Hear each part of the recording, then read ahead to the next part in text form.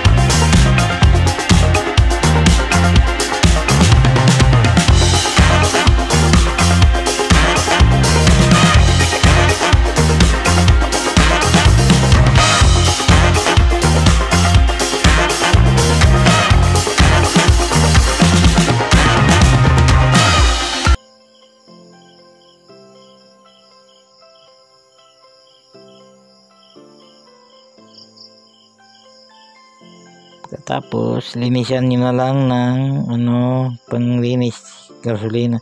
Yun, ang timing chain yang bago guys, pang Honda.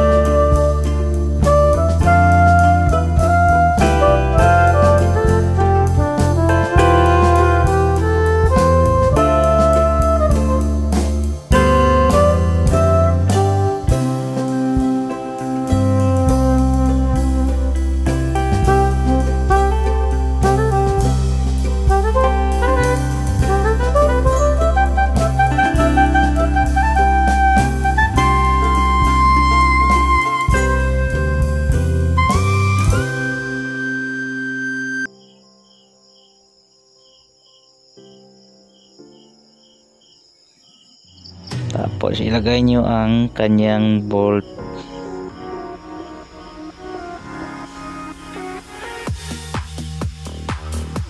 Gamit kayo ng 10mm Terex. Babalik nyo ang plate.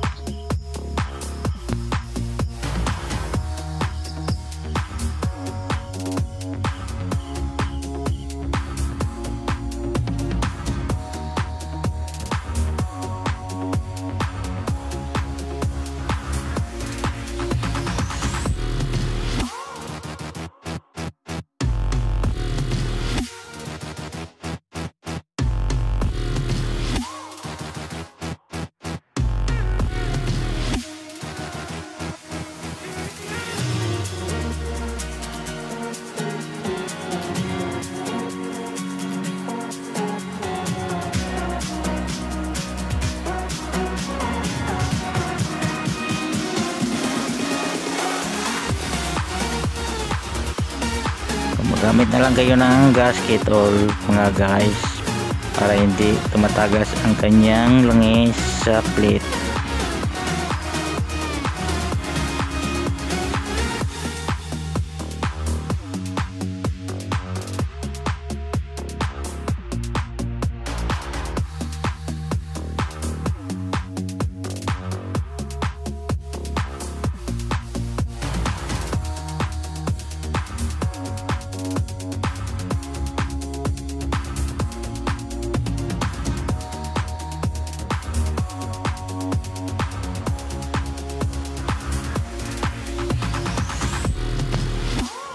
Babalik nyo na lang ang flywheel nya guys, itama mo sa sikonyal.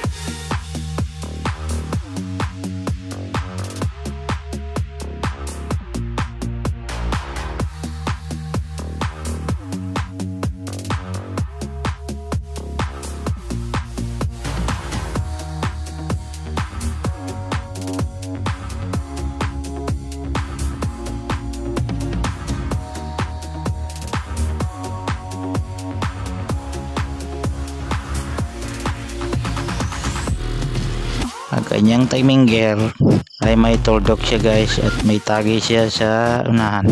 Itama nyo lang siya, tapos ang flywheel niya itama nyo sa timing mark. May letter T siya sa cover niya, letter T, itama nyo sa timing mark.